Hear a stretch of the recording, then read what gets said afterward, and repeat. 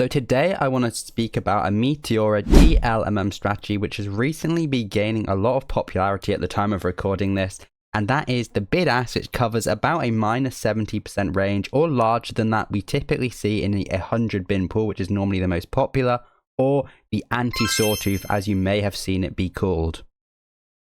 So you might have seen the post on the Meteora official page outlining how this strategy works, or the thread by Sui, who goes into detail in a very good article, and he also has a Google Sheets link with some positions he made and how it works, and also Tiagogo making a very good video covering it as well. But I thought I would explain it, make a guide, show you how I do it, and also put it in on my website in the section with all the other strategies, and you can easily see how they link together. So in this video, I will cover how to find the correct coins to do this on, and what it can depend upon in the market conditions, how to set up your position, and then how to exit your position. So first of all, the kind of coins we want to use this strategy on.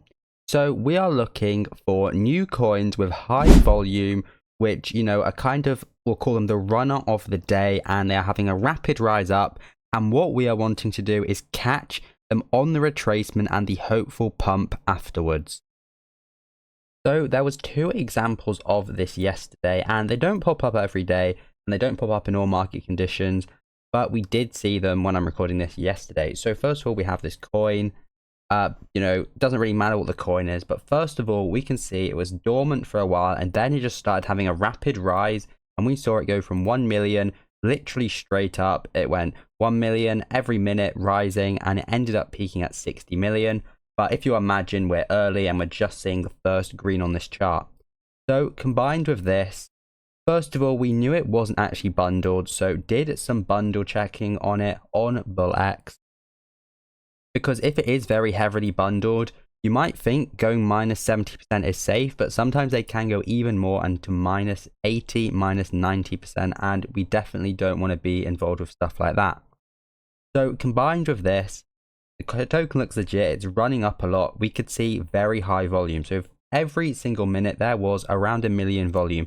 So as maybe a frame of reference, in a 5-minute time scale, around 1 million volume is good, but it can depend, you know, later on in 15 minutes, 1 million volume's fine. And if you see in 1 minute there being millions of volume, then you just know that there's going to be a lot of volatility, both up and down, which is great to have. So there was also another example of this yesterday with the jail stall token, which had very similar properties as well. It started with a big run up, it had very big volume, which is good.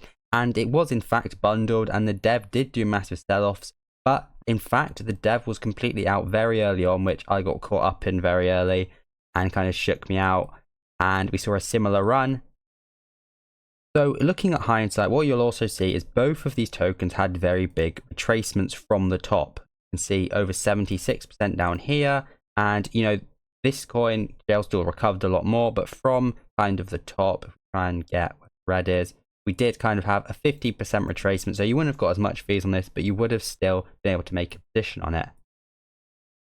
There is also another characteristic of these coins, which is they both run up to a fairly decent market cap. So this coin, you know, when it started running up, peaked at, you know, 65 million, but it very quickly got above kind of that 10-20 million mark, which, I mean, it doesn't make the token safer at all, but you don't want to be doing this on kind of $2 million tokens, because if they have a 70% drop, it takes them just below 1 million, and it's very easy for that 1 million token to go to 500,000 in a few seconds.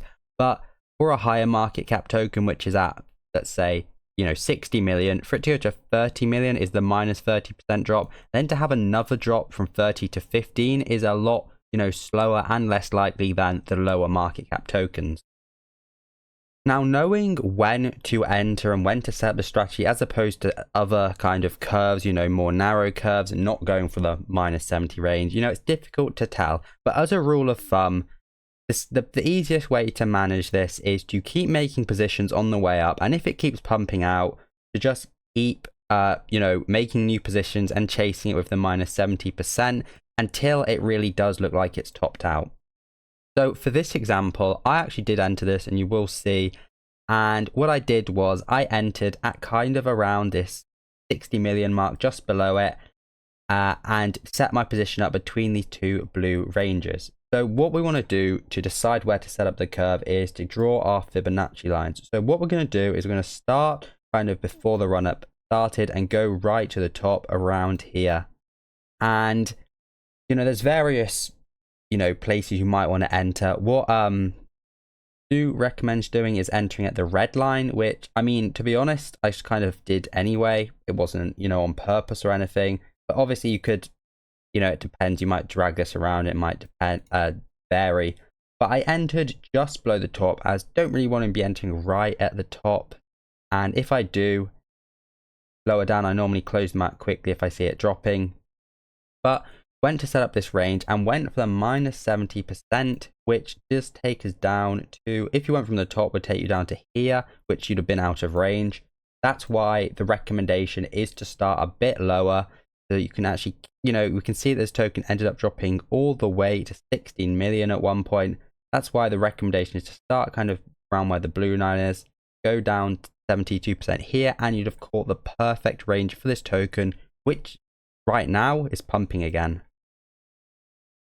So now that we have a token, a range, and we've seen that it topped out at one point, it's choosing which pool to go in. Now for the basis of this, generally people, you want to use the 100 bin, and there's a few reasons for this. First of all, that is normally the pool with the most TVL. So looking at this pool right here, it has 500,000. Normally this is the most. And if we look at like the 200 bin pool, we can see 41,000, a lot lower fees compared to the volume that we've been getting in this pool, where the fees actually outweigh the TVL. So we could, of course, have set up some kind of bid ask, going the whole 73% in this 200 bin pool, and we wouldn't have to set up two positions. But as I said, first of all, we have the lower TVL and the lower fees, so not catching as big trades, and in turn, by the time the token has gone down our range in the 100 bin or the 200 bin, we would have probably been earning more fees in the 100 bin pool, unless it's a very rapid drop, which doesn't normally happen.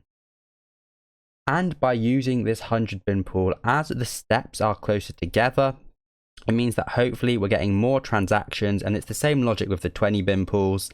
We're hoping that the token drops through our range a lot, you know, we get a lot more transactions through it, and in turn we can earn more fees, offsetting any impermanent loss.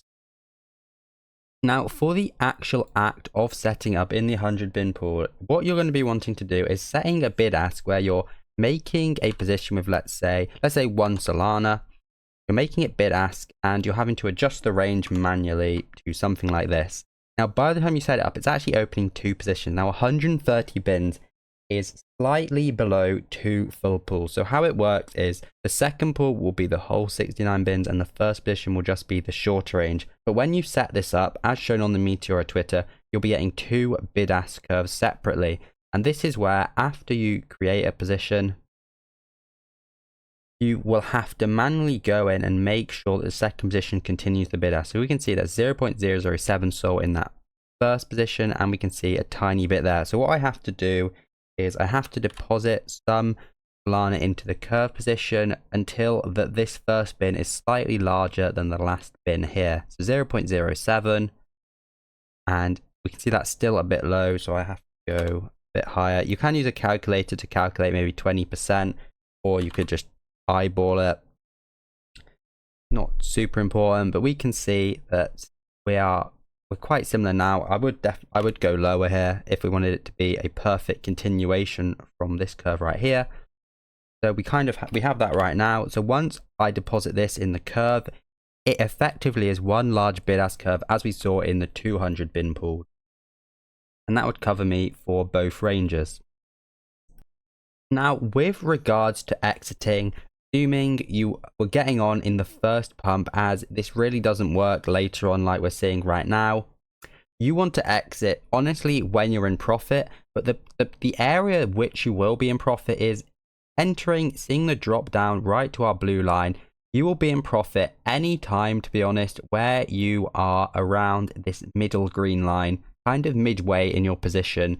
The fees will 100% outweigh any impermanent loss, assuming we had the volume factors and it was the first pump, first dump, and then pump again for the coin. Now it's good to have a visualization of this. So there's LP for fun. There's the Ultra LP tool, which allows you to see in real time your P&L in that position. And if you can get 30%, which I would believe you would be around if we pump back up to here, then that is a great win. Where you might want to change tact is if I did break this blue line, which luckily didn't happen, is what I do is I sell half my position and I create a new bid-ask curve which covers a new 50% range, as it's much more likely it will do that drop, try and earn some extra fees and hopefully pump back in. But what happens is once we did touch up here, I adjusted the coin very often after it does the first pump and dump, starts ranging. This is where you might want to change to a smaller position, or if the token has pumped, it's already had a bit of a dump and gone back up, you might be on these higher market cap tokens over 100 mil going to the 20 bin pool strategy, which I have a video on, as that's where a lot of the swaps can be had. So really emphasizing this is really only for the initial pump and dump of the token. So now I'm actually going to show you an example of the AST, or kind of extended bid-ask curve, whatever you want to call it, strategy.